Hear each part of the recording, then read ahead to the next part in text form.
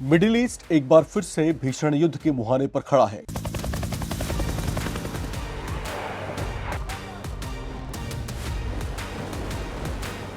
Hormuz की नाकेबंदी ने ईरान समेत चीन और रूस के गुस्से को भड़का दिया है।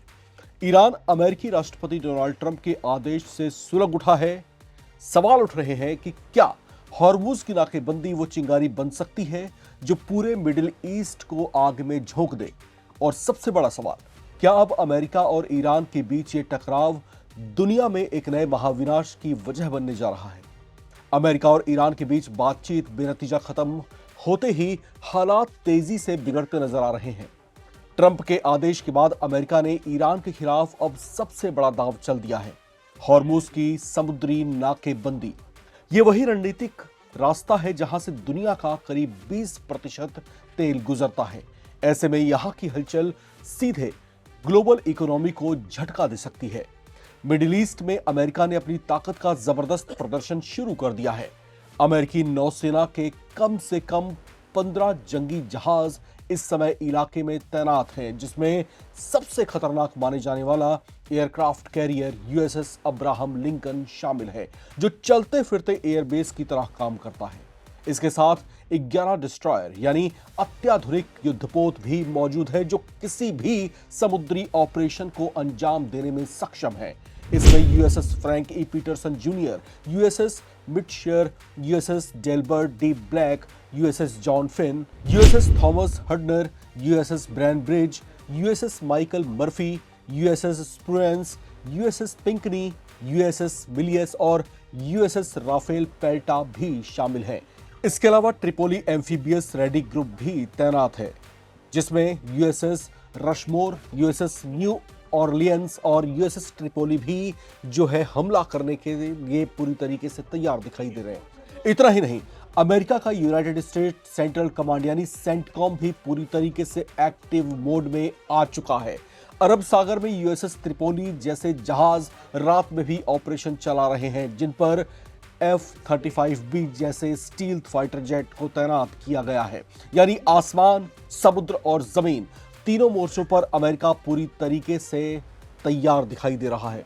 लेकिन यहां सबसे बड़ा ट्विस्ट यह है कि रिपोर्ट्स के मुताबिक पर्शियन गल्फ में फिलहाल कोई अमेरिकी वॉरशिप सीधे तैनात नहीं किया गया, यानी अमेरिका दूरी बनाकर दबाव बनाता हुआ दिख रहा है, जिसे उसका एक तरह का जो है स्ट्रेटेजिक गेम प्लान का हिस्सा माना जा रहा है, जहां सीधे टकराव से जो है ईरान को घेरा जा सकता है।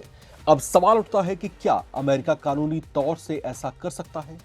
जवाब है, अंतर्राष्ट्रीय कानून के तहत किसी भी देश पर समुद्री नाकेबंदी लागू करना आसान नहीं होता।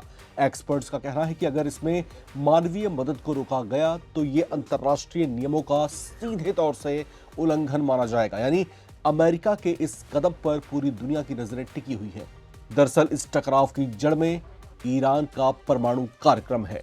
अमेरिका साफ कह चुका है कि ईरान को परमाणु हथियार रखने की इजाजत नहीं दी जाएगी। तेहरान पर सीधा दबाव बनाते हुए ट्रंप ने यहां तक कह दिया कि अगर समझौता नहीं हुआ तो कोई डील नहीं होगी, कभी भी नहीं। पाकिस्तान में हुई लंबी बातचीत भी इस संकट को टाल नहीं पाई है। डिप्लोमेटिक कोशिशें फेल हो चुकी हैं और अब मामला सीधे सैन्य ताकत के प्रदर्शन पर पहुंच चुका है।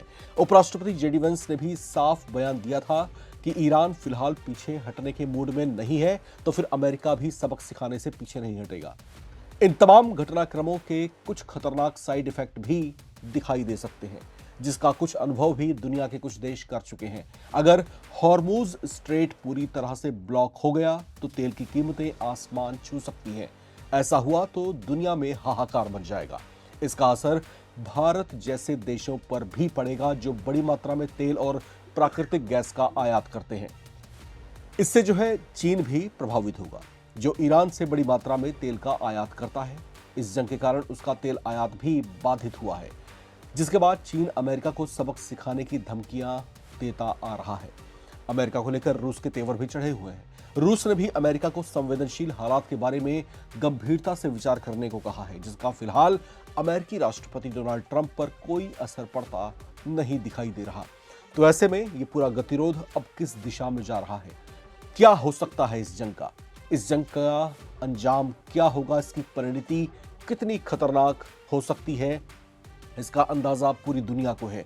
इसके साइड इफेक्ट्स क्या कुछ हो सकते हैं, इसका अनुभव पिछले 40 दिनों के जंग में दुनिया के बहुत से मुल्क अनुभव कर चुके हैं। तो क्या होगा इसका? डोनाल्ड ट्रंप क्या समझौता करने के मूड में रहेंगे? क्या बातचीत एक नए सिरे से शुरू की जाएगी? क्या बातचीत का वेन्यू अब कोई और देश होगा? ये तमाम वो प्रश्न हैं जो इस समय मिडिल ईस्ट समेत दुनिया भर में गूंज रहे हैं। आप इस बारे में क्या सोचते हैं? अपनी राय लिखकर कमेंट बॉक्स में जरूर शेयर करें। देखते रहें नवभारत टाइम्स।